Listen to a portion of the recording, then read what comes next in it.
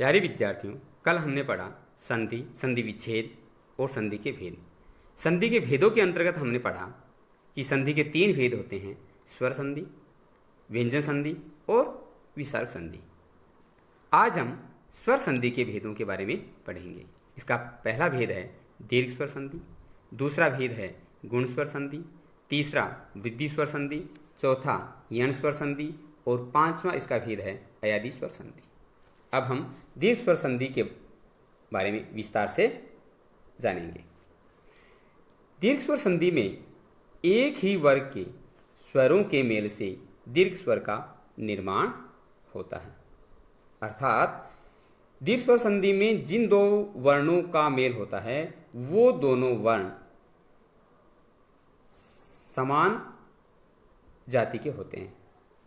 अर्थात जैसे ए और आ एक ही वर्ग के हैं, ई एक ही वर्ग के हैं, उ एक ही वर्ग के हैं। एक ही वर्ग के, या हम यूं कहें कि दोनों समान स्वर होते हैं। अब वो दोनों समान स्वर चाहे दोनों ह्रस्व हो, दोनों दीर्घ हो या एक ह्रस्व या एक दीर्घ हो, लेकिन दोनों को मिलाने पर दीर्घ स्वर का निर्माण होता है। जैसे ए या आ प्लस ए या आ इक्वल टू आ। अब उदाहरण देखेंगे। परम प्लस अर्थ। यहाँ पूर्व पद है परम, जिसका अंतिम वर्ण है ए, न कि मैं, प्लस उत्तर पद है अर्थ, जिसका प्रथम वर्ण है ए। संधि का कार्य A plus A, A plus A equal to आ। परम प्लस अर्थ शब्द बना परमार्थ। ठीक इसी प्रकार पुरुष में यहाँ ए, यहाँ भी ए प्लस ए इक्वल टू आ, शब्द बना पुरुषार्थ। नेक्स्ट देव प्लस आलय। यहाँ ए और यहाँ पर आ, ए प्लस आ इक्वल टू आ। देव प्लस आलय देवालय, हिम प्लस आलय हिमालय। अगला शब्द है विद्या प्लस अर्थी। विद्या में अंत में क्या है? आ और यहां पर ए। यहां कौन सी शर्त है? आ प्लस ए इक्वल टू आ। ठीक इसी प्रकार रेखा प्लस अंकित रेखांकित, आ और ए मिलकर आ बना। अगले शब्द हम देखेंगे विद्या प्लस आलय। यहाँ पूर्व पद जो विद्या है इसका अंतिम वर्ण क्या है? आ। और दूसरा पद जो आलय है इसका भी प्रथम वर्ण क्या है? आ प्लस आ इक्वल टू आ। तो हमारा शब्द बना विद्या प्लस आलय। आ और आ मिलकर आ बना और शब्द बन गया विद्यालय।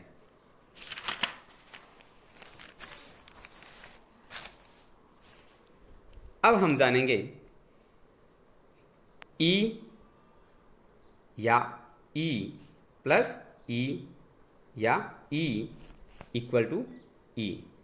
अर्थात चाहे प्रथम पद का अंतिम वर्ण ह्रस्व इकार हो, चाहे दीर्घ इकार, और दूसरे पद का भी प्रथम वर्ण चाहे ह्रस्व इकार या दीर्घ इकार, दोनों को मिलाने पर दीर्घ इकार का निर्माण होगा। इसको उदाहरण से समझेंगे। रवि प्लस इंद्र रविंद्र। देखिए यहां पहला पद है रवि और रवि का अंतिम वर्ण है, अंतिम वर्ण क्या है? ह्रस्व ई, ह्रस्व ई। और इसका दूसरा पद है इंद्र और इंद्र शब्द का प्रथम वर्ण क्या है? ह्रस्व ई। ह्रस्व ई प्लस ह्रस्व ई दीर्घ ई, शब्द बना रविंद्र। ठीक इसी प्रकार अभि प्लस इष्ट, ई प्लस ई अभीष्ट। अगला गिरी प्लस ईश गिरीश। गिरी में री में ह्रस्व ई है, ईस में दीर्घ ई है, ह्रस्व ई प्लस दीर्घ ई शब्द बना गिरीश।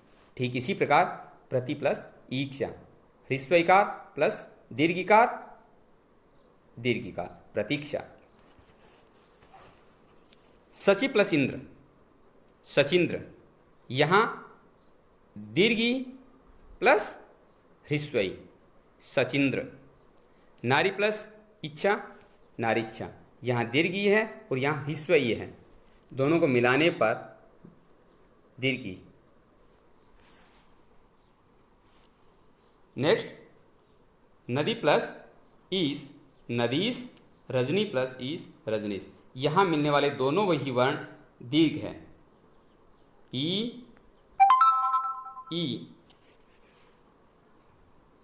दीर्घ। दीर्घ स्वर संधि का अगला नियम है उ या उ प्लस उ या उ इक्वल टू उ, अर्थात चाहे ह्रस्व उकार हो चाहे दीर्घ उकार हो, उसके आगे उत्तर पद का भी प्रथम वर्ण ह्रस्व उकार या दीर्घ उकार, दोनों को मिलाने पर दीर्घ उकार बनेगा। उदाहरण भानु प्लस उदय भानुदय। भानु में ह्रस्व उकार है, उदय में भी ह्रस्व उकार प्लस ह्रस्व उकार दीर्घ उकार। ठीक इसी प्रकार गुरु प्लस उपदेश, यहाँ भी गुरु में ह्रस्व उकार है, उपदेश में भी ह्रस्व उ है, ह्रस्व उ प्लस ह्रस्व उ दीर्घ उ शब्द बना गुरुपदेश।